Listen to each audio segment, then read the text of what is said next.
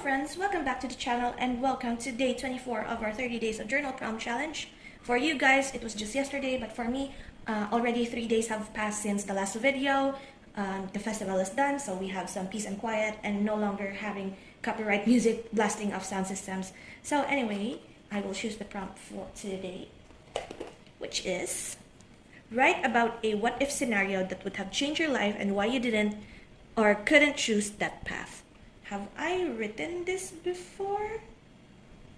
I don't think so, but it's almost like similar. It's like a childhood dream or similar to that side of the prompt, but I think I could think of something that is different from that answer. With that, our 15 minutes now begins.